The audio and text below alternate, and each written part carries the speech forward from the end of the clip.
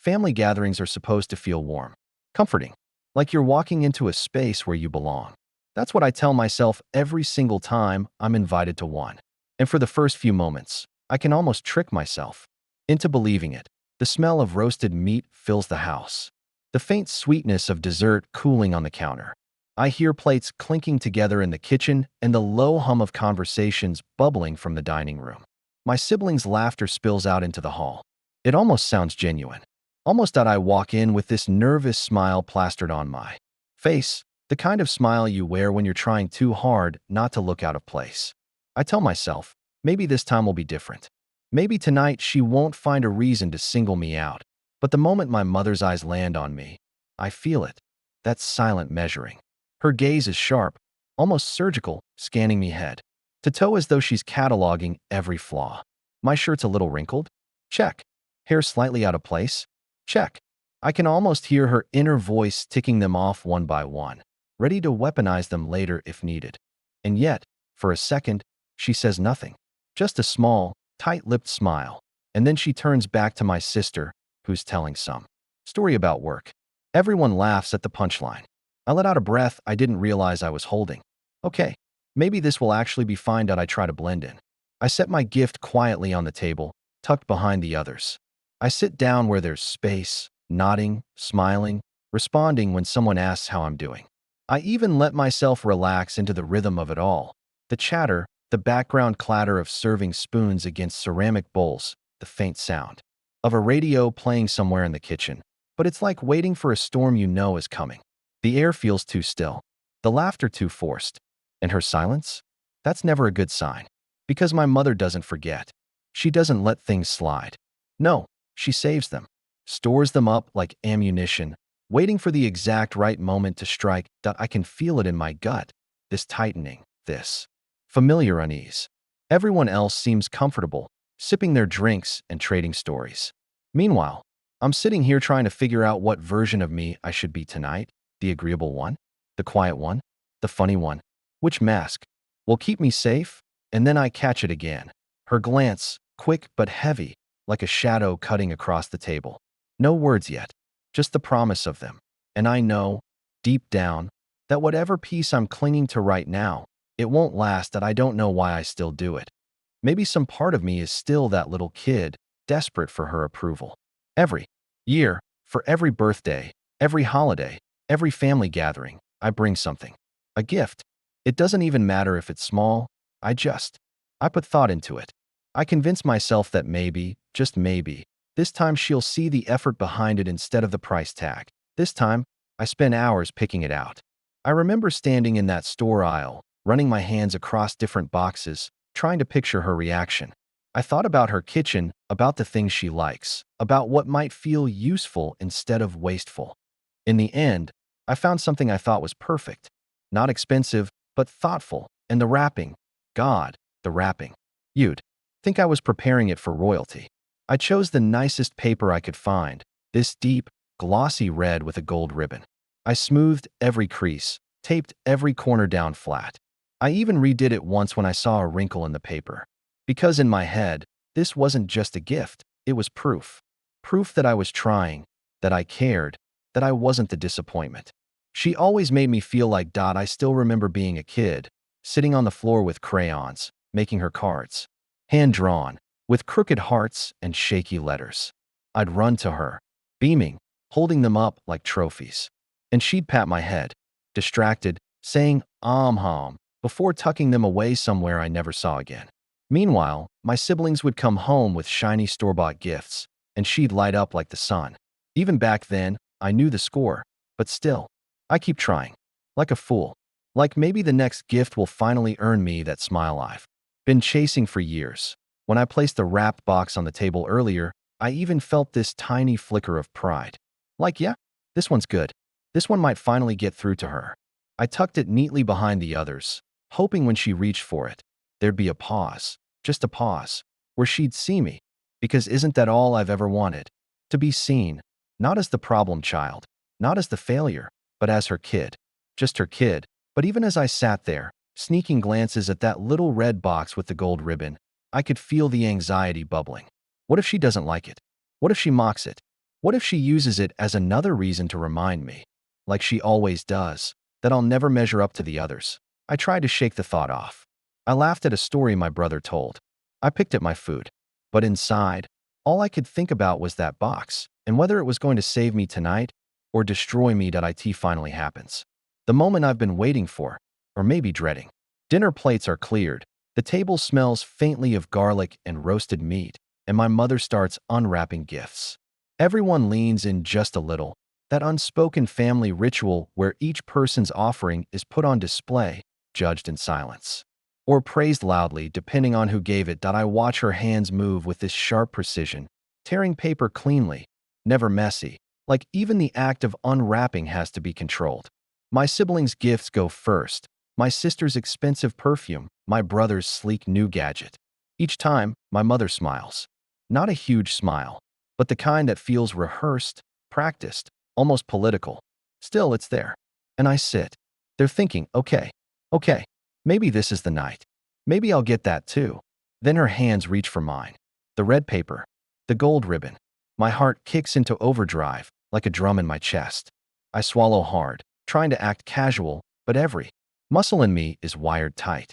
She pulls at the ribbon, rips through the paper, and for a split second, I see her face go blank. It's the look. The one I know too well. She lifts the lid, pulls out the gift, and instead of any recognition, any flicker of warmth, there's this pause. A pause heavy enough to make the whole room lean in. And then she laughs. Not the belly laugh of genuine joy, but a short, sharp burst of disbelief. This, she says, holding it up like it's some kind of joke. What am I supposed to do with this? The room shifts. I feel every pair of eyes darting toward me, then quickly away.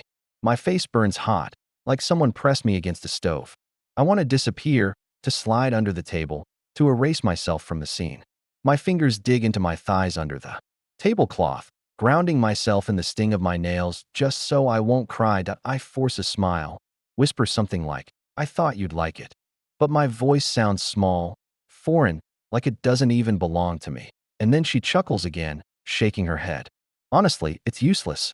You never think things through. She sets it aside like trash, not even worthy of staying on the table with the others. I look down at my plate, at the cold streaks of gravy, the half-eaten potatoes, anything but her face. Inside, I'm screaming. It wasn't about the gift. It was about me. I wanted you to see me. But I don't say it. I never do. Instead, I sit there in silence, pretending I didn't just get gutted in front of everyone. Pretending I didn't just hand her a piece of my heart wrapped in red and gold, only to watch her tear it apart like it was nothing. And in that moment, it doesn't feel like she opened a box. It feels like she opened me and found nothing worth keeping. I thought, maybe that would be it. A small sting, another little cut I could tuck away with the rest. But my mother, she never leaves it at that.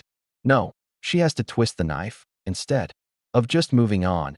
Instead of placing the gift aside quietly and opening the next one, she keeps talking. Loudly. "Can you believe this?" she says, holding my gift up for everyone to see, like it's some kind of comedy prop. "Out of all the things you could have brought, this is what you chose." The room freezes. Forks clink against plates, then silence. My uncle clears his throat. My aunt shifts uncomfortably in her chair. Someone coughs just to fill the space. And me? I feel like a bug under a magnifying glass. My whole body prickles with heat as every eye in the room flicks toward me. I try to shrink into my chair, to make myself small enough to vanish. But the spotlight's on me now, and she's the one holding it steady.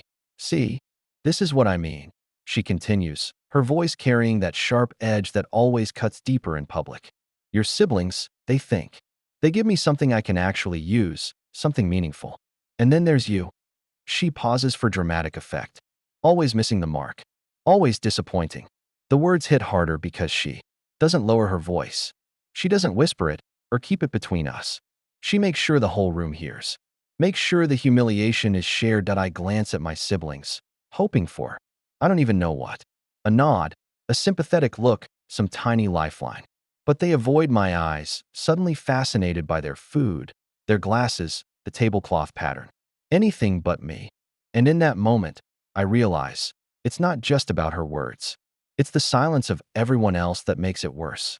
Like they've all agreed, without saying it, that I'm the designated target, the scapegoat, the one we're allowed to laugh at, dismiss, ignore. Inside my head, the thoughts spiral. Should I defend myself? Should I make a joke? Should I apologize? But every option feels like a trap. If I defend myself, I'm disrespectful. If I joke, I'm making excuses. If I apologize, well, that just confirms I'm the failure she says I am. So I sit there, swallowing every sharp thing I want to say, letting the heat in my face spread down my neck, into my chest. My hands are trembling under the table, hidden. She sets the gift aside with a smirk, as if to punctuate the lesson. The room slowly exhales, people picking their forks back up, resuming the performance of normal. But the damage has been done, and I can't shake the feeling that I wasn't just at dinner with my family tonight. I was on trial, and the verdict was already decided before I even walked in. And then, she says it that it's like she's been building toward this grand finale, saving the cruelest line for when the room is at its quietest. She leans back in her chair, folds her arms like a judge about to deliver a sentence, and says, clear enough for every single person at that table to hear, I'm proud of all my children. Except the loser. That word, loser. It doesn't just hang in the air. It crashes into me, knocks the breath right out of my lungs. For a second, I honestly wonder if I misheard her. Maybe I'm imagining it. Maybe I've been sitting here, so tense, so anxious, that my brain made it up. But no, I see it on her face. That little curl of satisfaction at the corner of her mouth. She meant it. She wanted me to feel every ounce of it, and I do. God, I do. The word ricochets around my skull, louder than the clinking forks, louder than the scraping chairs, louder than the tiny gasp I hear from someone down the table. It's like the whole world narrows down to just me and that word.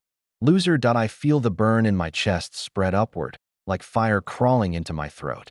My eyes sting, and I'm terrified of crying here, in front of them all, because if I cry, it proves her point. If I show any crack, it's just more ammunition for her. I glance around the table, desperate for anyone to step in, to say that's too far, come on. But no one does. My siblings look down. My aunt gives a little half smile, like she's not sure if it was a joke or not. My father clears his throat, but stays silent. And me? I sit there frozen, trying to swallow this giant lump of shame that feels impossible to choke down. I want to say something back. I want to slam my hands on the table and tell her she doesn't get to define me. But the words won't come. My tongue feels heavy, useless. All I can do is sit there, cheeks burning, hands trembling in my lap. And you know what's worse? The tiniest part of me believes her. Because it's not the first time. It's never the first time. It's just the first time she said it so loudly, so directly, so publicly. And when you've heard something often enough, it starts to settle in your bones, like a truth you never asked for but can't shake. Everyone else moves on eventually. Plates shift, conversation stutters back to life. But me? I can't. Because how do you move on from your own mother declaring, in front of your entire family, that you are the one child she's not proud of? You don't. You just sit there dying, quietly inside, praying for the night to end. That you'd think that would be the end of it. That after dropping a bomb like that, the room would stay heavy, awkward, maybe even quiet. But no, someone laughs. That it's small at first. One of those uncomfortable chuckles people let out when they don't know what else to do. But then another joins in. And another. Until the sound rolls through the table like this awful, distorted wave. Not everyone, of course. Some stare at their food, pushing peas around like they suddenly forgot how to eat. Others sip their drinks, their faces tight, pretending they didn't hear anything. But a few of them? They actually laugh. And that's worse than the insult. Because in that moment, I'm not just humiliated. I'm entertainment. My pain is the joke. I hear it in their voices. That nervous, high-pitched laughter, the kind that says, please don't drag me into this. I can almost read their thoughts. Better you than me. Better the spotlight stays on you. And I can't even blame them for it. I know what it feels like to be on the other end of her tongue. No one wants to be next. But God, sitting there, it feels like I've been stripped bare in front of everyone. Like they've all been handed front row tickets to my humiliation. And some of them are enjoying the show. Why mother smiles faintly, satisfied. She doesn't even need to laugh herself. She's got others doing it for her. That's how it's always been, really. She plants the seed, and everyone else waters it, whether they mean to or not. And as their laughter fades into forced chatter, I'm hit with this sudden flashback, being 10 years old, standing in the living room in a sweater I loved. It was this bright green thing, soft and a little too big, but it made me feel happy. And she said, "You look ridiculous. Like a clown." My siblings laughed then too. Not because they hated me, but because, well, she laughed first. And that was enough. I thought I'd forgotten that moment. But now, sitting at this table years later, it feels like I never left it. Same sting, same helplessness, same laughter ringing in my ears that I grip my glass of water, holding it so tightly I'm surprised it doesn't crack. My mouth is dry, but I don't drink. I don't want to give them the satisfaction of seeing my hands shake that it's funny. In a sick way, laughter is supposed to be warm, contagious, healing. But tonight, it's cold. It's sharp. It feels like it's cutting into me from all sides. And in that moment, I don't feel like part of this family. I feel like the punchline. There comes a point where sitting in silence feels worse than speaking, where swallowing it all down starts to choke you. And that night, at that table, I hit that point that I remember clearing my throat, my voice low and shaky at first, but steady enough to be heard.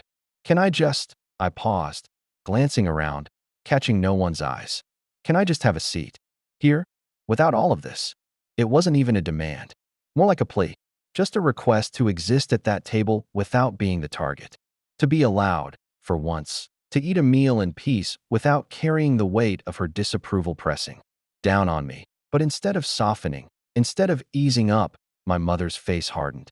She raised her eyebrows, almost amused, and tilted her head like I'd just said something ridiculous. "A seat," she repeated, her tone dripping with mockery. "You have a seat. What else do you want?" Applause. The table chuckled again, not as loud as before, but enough to sting. And in that moment, I realized what I was really asking for wasn't a physical seat. It was a place in this family, a place where I didn't have to earn my worth with gifts or achievements, or whatever impossible standard she kept dangling in front of me. And her answer was clear. No, the humiliation washed over me again. Heavier this time because I'd opened my mouth, because I dared to reach out and ask for something I should have already had by default. A seat. Belonging. A little respect. That I sat back slowly, my heart thudding in my chest, my hands folded in my lap just to keep them from shaking. No one said a word. My siblings didn't back me up. My father didn't step in. It was like the moment evaporated into the air and everyone pretended it never happened. But inside me, it didn't evaporate. Inside me, it burned because I realized then that I could sit at that table every holiday, every birthday, every so-called celebration, and I'd never really have a seat. Not one that counted. Not one that meant I belonged. And that quiet truth hurt worse than any insult she could throw at me. After that, the night didn't feel like a family dinner anymore. It felt like a stage play. Everyone knew their lines. Act normal. Keep smiling. Pretend nothing happened. The clinking of silverware started again, louder this time, like people were trying to drown out the silence that had settled in after my words. My brother cracked a joke about work, my aunt asked about dessert, my father mumbled something about the weather. And just like that, the evening lurched forward as if my humiliation had been just a blip, a minor inconvenience, swept neatly under the rug. But I couldn't join in. My fork hovered over cold potatoes I had no appetite for. My chest felt heavy, my body stiff, like I was strapped into a chair I couldn't escape. Every sound around me seemed amplified. The scrape of a knife against a plate, the fizz of soda being poured into a glass, the muffled laughter that didn't quite reach anyone's eyes that I stared at my siblings. Their smiles looked plastered on, brittle. My sister leaned into my mother's side, soaking up her approval like sunlight. My brother told another story, one she actually laughed at, the kind of laugh that sounded warm, proud. And I sat there, invisible, a shadow at my own family's table. That it's funny. You don't realize how loud isolation can be until you're surrounded by people pretending you're not there. In my head, I kept replaying the moment. Her words, the laughter, my own pathetic attempt to ask for space, brushed off like it was nothing. And I thought, why do I keep showing up to these things? Why do I keep handing her the knife and acting surprised when she cuts me with it? I caught my reflection in the glass cabinet across the room, just a faint outline, distorted by the dishes inside. For a second, it didn't even look like me.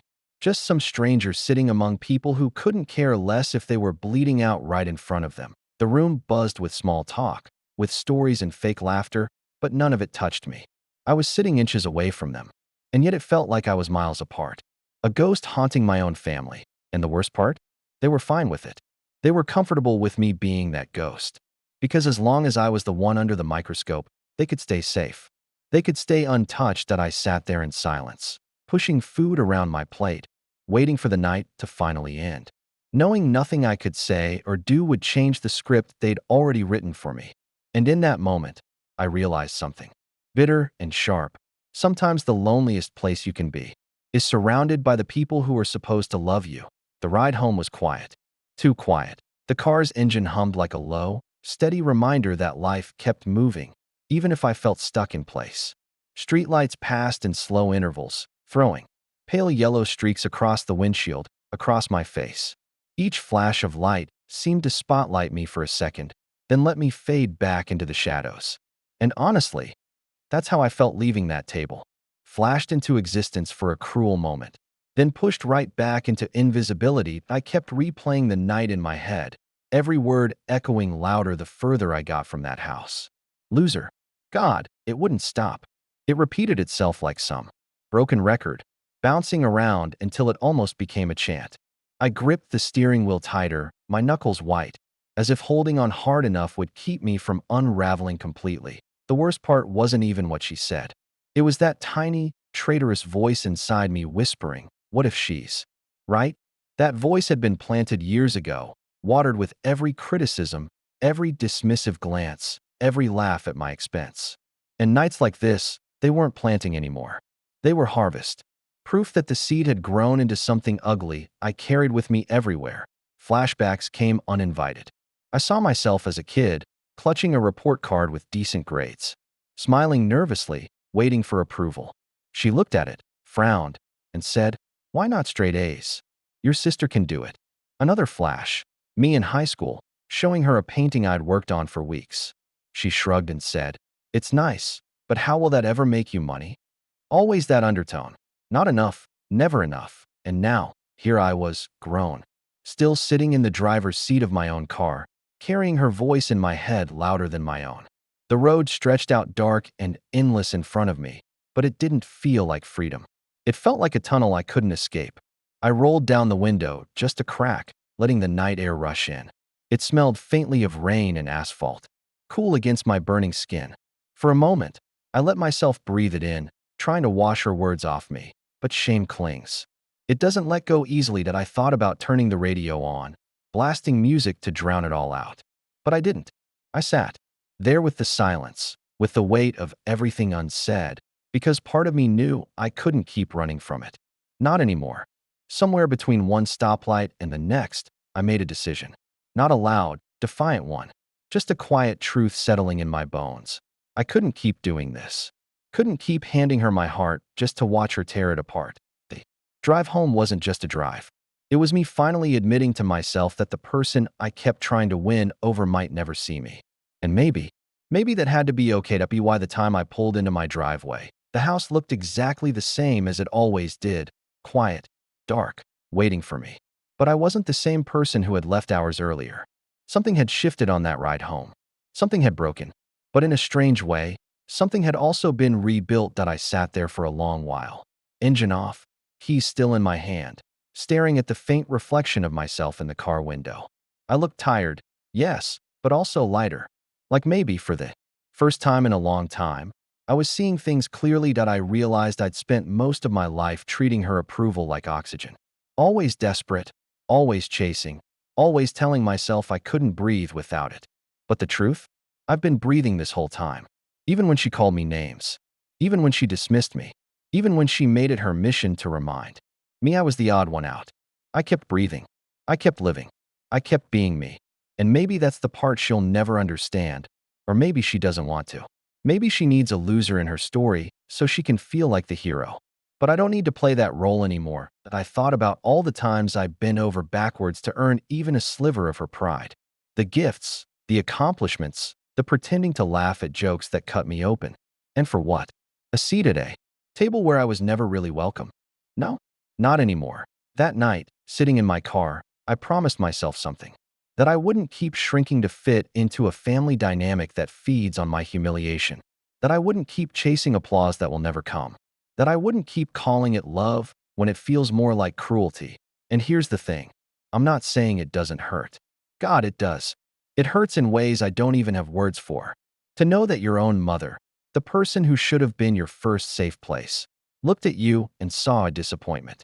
That pain doesn't vanish overnight. But what I'm learning is I don't have to carry it forever. I may never be the child she's proud of. I may always be the one she points at when she wants to make an example of failure. But that doesn't make me a loser because I've survived it. I've endured it. I've learned to breathe without her air, to live without her validation. And the more I think about it, the more I realize maybe the real victory isn't in proving her wrong. Maybe it's in walking away from the game entirely. So here I am, moving forward, not as the loser she named me that night, but as someone finally ready to write my own story. And in my story, I get to decide what I'm worth.